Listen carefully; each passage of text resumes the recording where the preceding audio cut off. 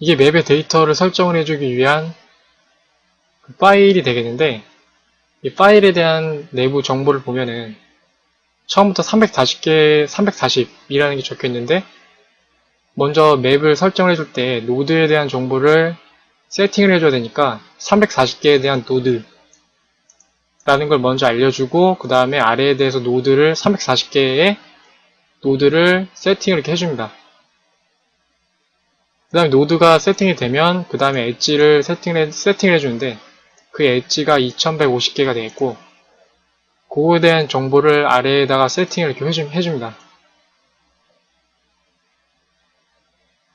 노드와 엣지에 대한 정보가 세팅이 되면 그 다음에 윈도우에 대한 사이즈를 설정해 줘야 되니까 그 사이즈가 요게 되겠고, 그 다음 아래에 대한 정보가 맵에 사용되는 문이나 아니면 트리거에 대한 그런 정보가 되겠습니다.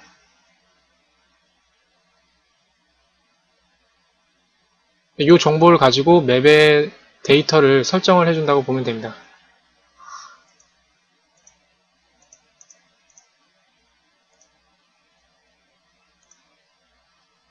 그 다음에 이제 봇을 추가해주는 걸 볼 텐데, 맵의 로딩이 성공적으로 끝났을 경우에, 그럴 경우에 봇을 추가해주게 됩니다. 봇 같은 경우에도 루아 스크립트를 이용을 한 이 num 봇에 매칭되는 데이터를 받아와서 매개 변수를 집어넣고,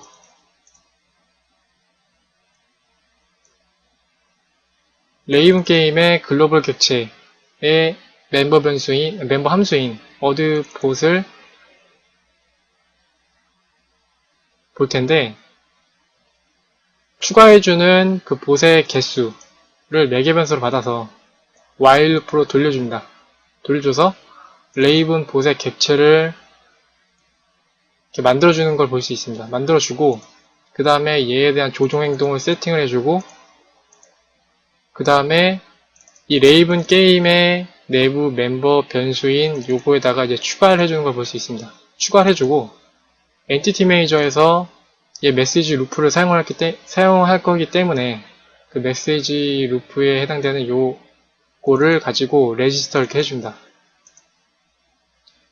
레이븐 봇을 할당을 이렇게 해주는데, 요거 이제 내부를 보도록 하겠습니다.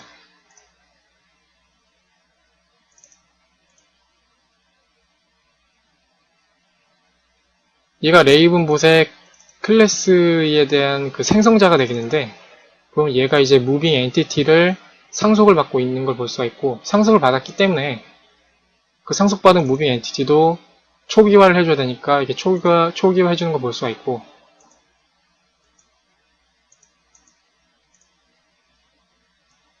그 아래에 대한 코드를 보면 얘에서 봇을 객체를 생성할 경우에 타입을 먼저 설정을 해주는데, 그 타입이 얘가 이제 봇이니까 봇의 타입을 설정을 해주고,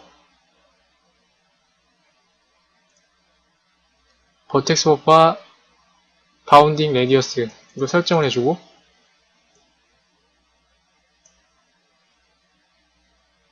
페이싱의 방향을 헤딩으로 설정을 해주고, 그 다음 본 내부에 패스 플래너가 있으니까 그 패스 플래너 경로를 찾기 위해서 각각의 본 내부에도 패스 플래너가 존재하니까 그것도 이제 설정을 해주고, 조종 행동을 설정을 해주고, 그 다음 업데이트 내부에서 그냥 업데이트로 전부 다 호출을 시키면 좀 비용상의 문제가 되기 때문에 그거를 업데이트를 조절해주기 위해서 요거를 사용을 합니다. 그러니까 레귤레이터라는 클래스를 만든 다음에 그 다음에 요 객체에다 집어넣어서 얘가 이제 업데이트할 준비가 되어 있으면 true를 반환하게 됩니다. 계속 얘에 대해서 업데이트 준비가 되어 있는지 확인을 해줘서 true가 반환이 되면 그 다음에 얘에 해당되는 그 멤버 함수를 호출하는 구조가 되겠습니다. 업데이트에 대한 비용을 절약하기 위해서 이제 요거를 사용을 해준다. 규칙적으로 일정한 간격을 규칙적으로 true를 반환해주는, true와 false를 반환해주는 레귤레이터를 이용합니다. 그 다음 본 내부에 지능이 필요하기 때문에 꼴 싱크를 만들어주고, 타겟 시스템하고 웨폰 시스템, 그 다음에 감지 영역을 각각 동적 할당을 해줍니다.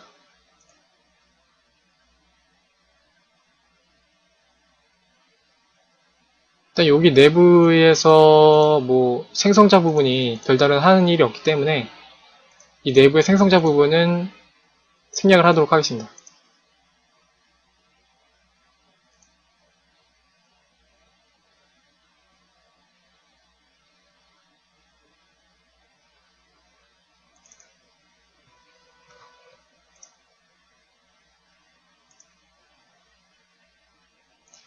맵을 추가한 다음에 맵에 대한 설정을 해준 다음에 그 다음에 보스 설정을 해주고 그 다음에 이제 툴을 반환하는 걸 볼 수 있습니다. 이렇게 할 경우에 레이븐 게임에 사용되는 그 정보들을 세팅을 해주게 됩니다.